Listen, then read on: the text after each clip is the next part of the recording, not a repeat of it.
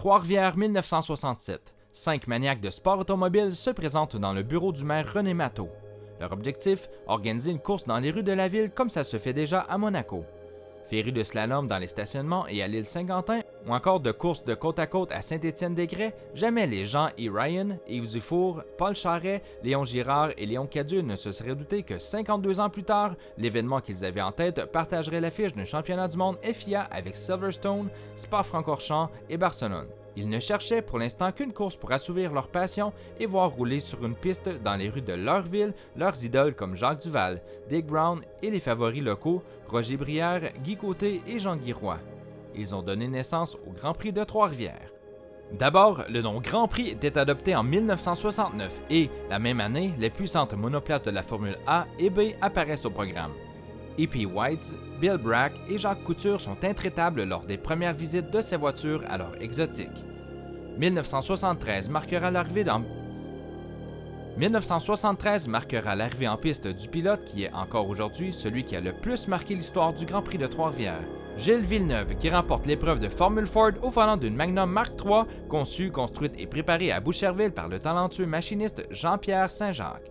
Léon Cadieux, un des 5 allumés qui a fondé le Grand Prix, est alors président et le directeur général actuel, Dominique Fugère, est âgé de seulement quelques mois. Grosse année.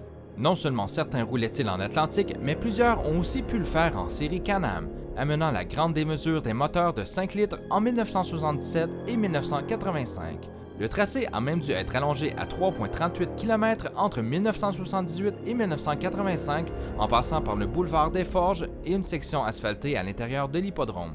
Personne n'imaginait que ce serait un présage du futur. Le Grand Prix prendra une pause de 3 ans, 1986, 1987 et 1988, mais le retour en 1989 se fera par la grande porte pour la 20e édition, même si on se retrouvait sur le petit circuit. L'Atlantique était de retour avec Jacques Villeneuve, le frère de Gilles, dans le cercle des vainqueurs. Richard Spénard, lui, signe un triomphe au volant d'une Chevrolet Camaro IROC Z en série GM Players. Dès la saison suivante, le cigarettier allait devenir le commanditaire en titre de l'événement pour les 11 éditions suivantes.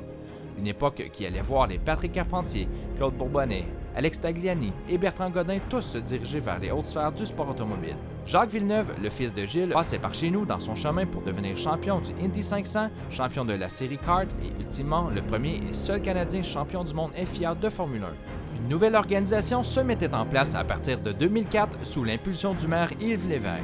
Si le retour en 2004 s'est avéré timide, dès 2005, une série américaine, la Grand-Am Cup, était à la ligne de départ. En 2006, c'est la CASCAR Super Series qui allait devenir la NASCAR Canadian Tire qui prenait l'affiche.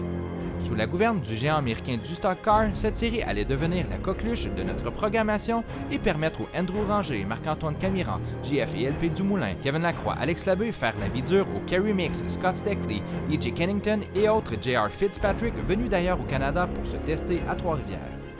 En 2014, un nouveau tracé et une nouvelle discipline allaient s'inviter à Trois-Rivières avec le championnat du monde FIA de rallycross présenté par Monster Energy. Cette source d'adrénaline pure, mi-asphalte, mi-terre, allait même donner naissance à un deuxième week-end d'activité dès l'édition 2015. Qui dit championnat du monde dit champion, et Peter Solberg, champion du monde FIA des rallyes 2003, et Sébastien Loeb, non-up champion du monde FIA des rallyes, font maintenant partie des pilotes de légende qui ont roulé chez nous au Grand Prix de Trois-Rivières.